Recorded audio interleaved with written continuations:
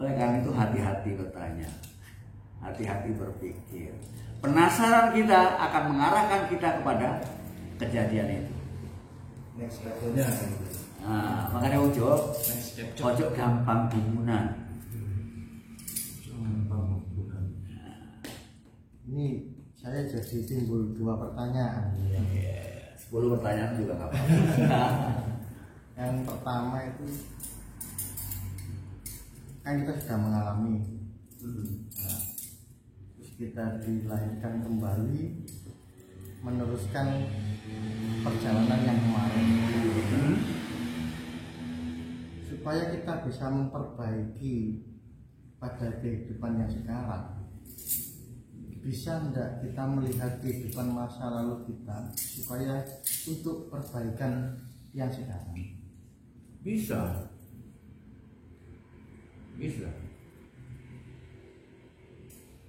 Metodenya Lewat meditasi. Lewat meditasi.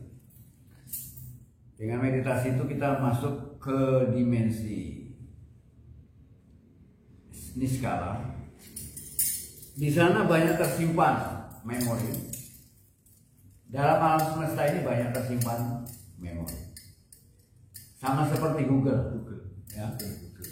Di sana banyak tersimpan tulisan, catatan, bahkan video. Kita kata menurut orang Islam kan bahwa ada yang selalu mengawasi kita, ada yang selalu mencatat perbuatan kita, bahkan bukan hanya mencatat, disyuting kita loh sama Rokib dan Atif. Nah, hasil syutingan sampean dari mulai zaman Nabi, dari mulai zaman Adam dan bahkan sebelumnya tersimpan semua.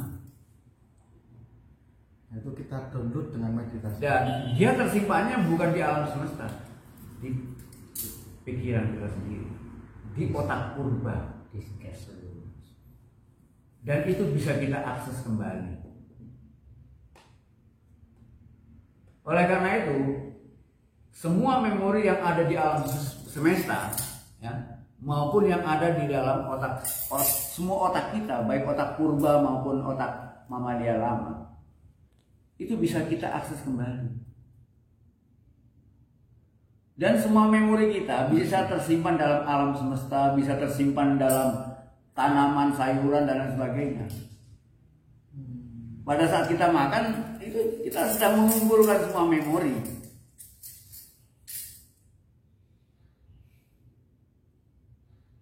Jadi kita saling terkait.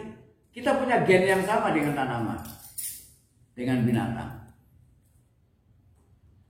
Kita bukan hanya seketurunan dengan monyet, tapi kita juga seketurunan dengan bambu, dengan apa? Dengan jambu.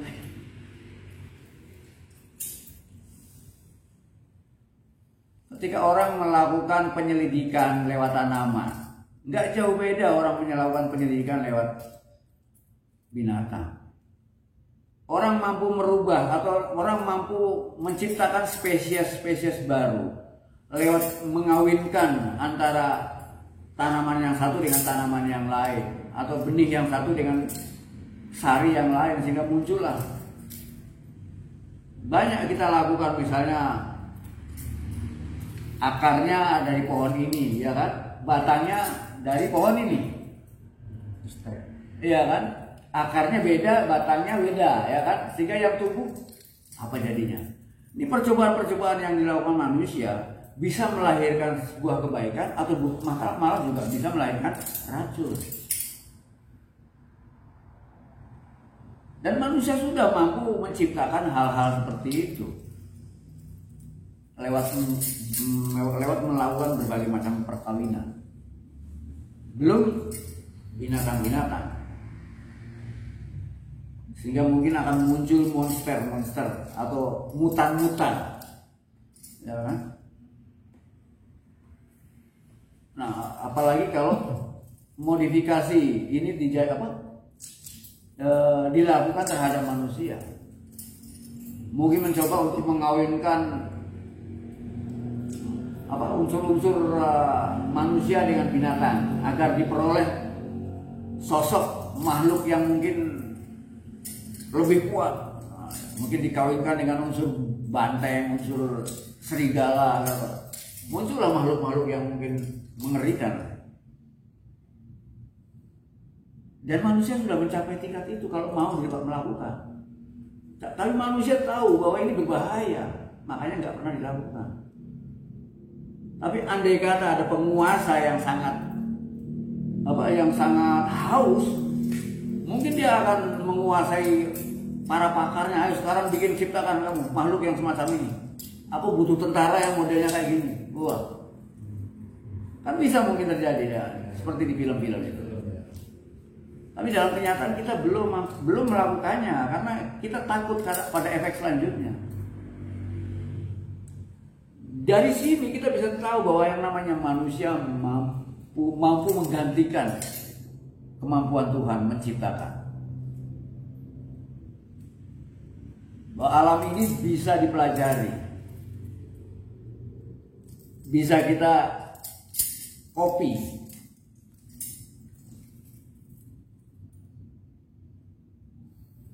Bukan hanya bikin telur goreng saja. Udah lebih jauh, kita jangan ketinggalan informasi tentang itu. Terus yang kedua di episode 10 kalau terus terjadi kelahiran yang disebutkan dalam Quran kiamat, sejatinya kiamat itu bagaimana? Tahu gak kata-kata kiamat dari mana? Kiamat itu menjelaskan waktu yang sebenarnya, hari yang sebenarnya. Sedangkan hari yang sampean alami bukan hari yang sebenarnya. Hari-hari yang dikeruhkan atau dikotori oleh berbagai macam konsep. Sehingga seolah-olah hari itu banyak. Ada hari Minggu, Senin, Selasa, Rabu, Kamis, Jumat, Sabtu. Padahal hari sebenarnya itu hanya satu. Sekarang. Nah, kalau sampai mampu mencapai pengertian bahwa hari sebenarnya hanya satu, itulah yang disebut hari kiamat. Hari yang sebenarnya. Apabila sampai mampu menghancurkan yang duniawi, termasuk konsep-konsep sampean tentang waktu, maka sampean mampu melihat kenyataan apa adanya tanpa konsep apapun.